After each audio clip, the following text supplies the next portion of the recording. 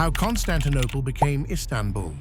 The 1930 name change. For more than 1600 years, one city has stood at the crossroads of Europe and Asia, controlling the narrow strait that connects the Black Sea to the Mediterranean, and serving as the capital of three different empires, including the Byzantine Empire that lasted over 1,000 years, and the Ottoman Empire that ruled much of the known world for 6 centuries. And for most of that time, the city was known by one name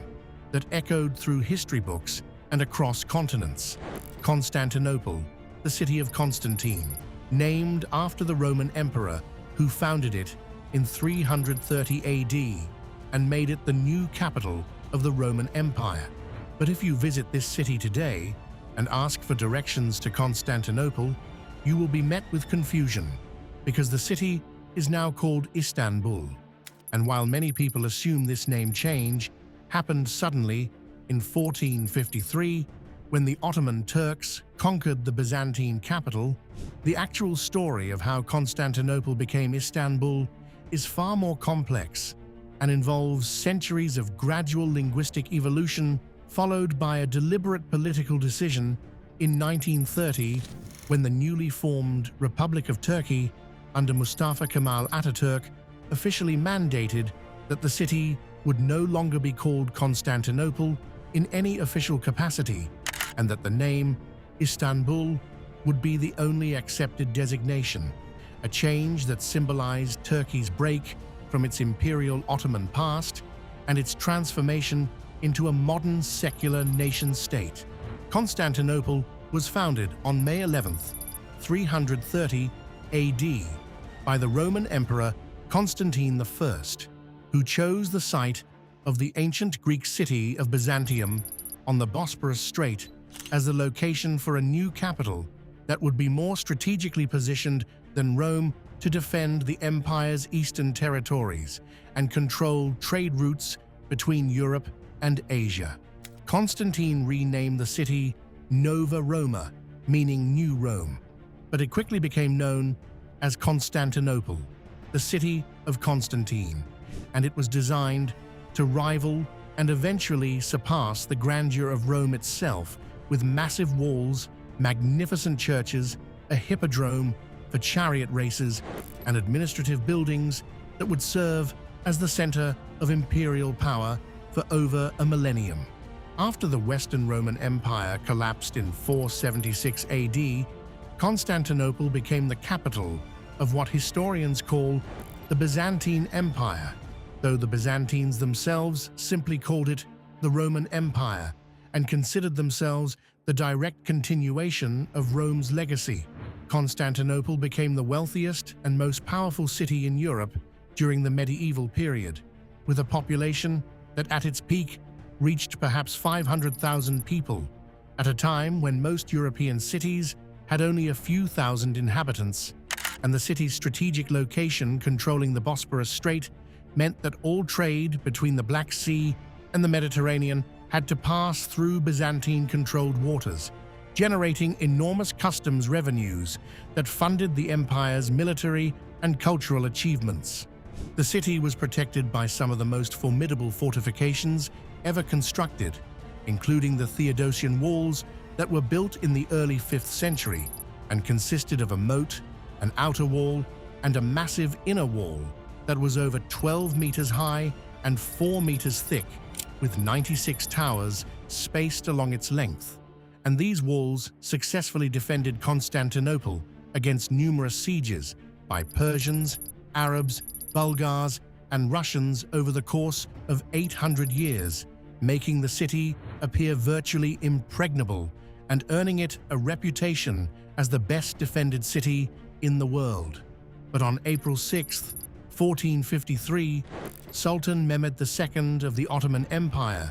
who was only 21 years old but already an experienced military commander with grand ambitions, began the siege that would finally break Constantinople's legendary defenses and change the course of world history.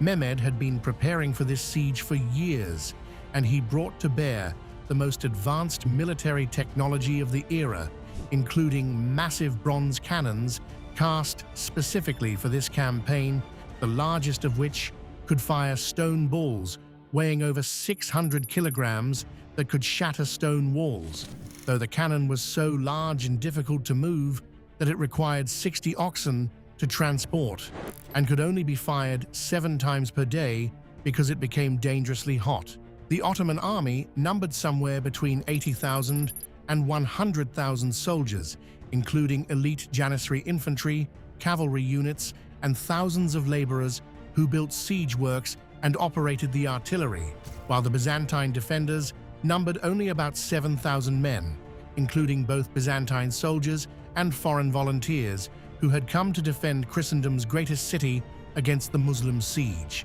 Emperor Constantine XI, Palaiologos, the last Byzantine emperor, led the defense personally, despite knowing that his small force was vastly outnumbered and that no relief army was coming to save the city because the other Christian powers of Europe were too divided by their own conflicts and rivalries to organize an effective response to the Ottoman threat. For 7 weeks from April to May 1453, the siege continued, with Ottoman cannons bombarding the walls day after day, slowly breaking down sections of the fortifications that had stood for over 1,000 years, while the defenders desperately repaired the breaches each night and fought off repeated Ottoman assaults. The Byzantines had one crucial advantage: a massive chain stretched across the Golden Horn, the harbor on Constantinople's northern side, preventing the Ottoman fleet from entering and attacking the city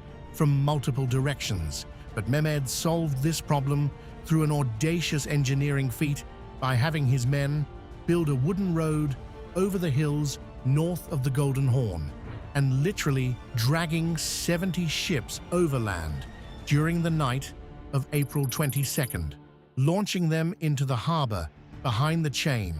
and shocking the Byzantine defenders, who woke to find enemy ships inside what they had thought was a protected harbor. On May 29, 1453, Mehmed ordered a final massive assault that began before dawn and continued throughout the day, with wave after wave of Ottoman soldiers attacking the battered walls while cannons provided covering fire, and the defenders fought with desperate courage, knowing this was their last stand. At some point during the morning, a small gate, called the Kerkeporta, that had been used for a sortie, was allegedly left open or improperly secured, and Ottoman troops discovered this breach and poured through into the city, though some historians dispute this account and suggest that the Ottomans simply overwhelmed the exhausted defenders at one of the heavily damaged sections of wall. Emperor Constantine XI, seeing that the city was lost, reportedly threw off his imperial regalia so he would not be recognized and charged into the thickest fighting, where he was killed defending his capital, and his body was never definitively identified, though Ottoman sources later claimed to have found a corpse they believed was the emperor. Sultan Mehmed II entered Constantinople on the afternoon of May 29, 1453, and immediately went to the Hagia Sophia, the magnificent cathedral that had been the center of Orthodox Christianity for nearly 1,000 years, and ordered that it be converted into a mosque, signaling that this would now be a Muslim city and the capital of the Ottoman Empire. Mehmed gave his soldiers 3 days to plunder the city, as was customary after a successful siege, and the Ottoman troops ransacked Constantinople, killing many inhabitants, enslaving others, and looting churches, though Mehmed himself reportedly was disturbed by the extent of the destruction and ended the plundering after 1 day rather than the promised 3.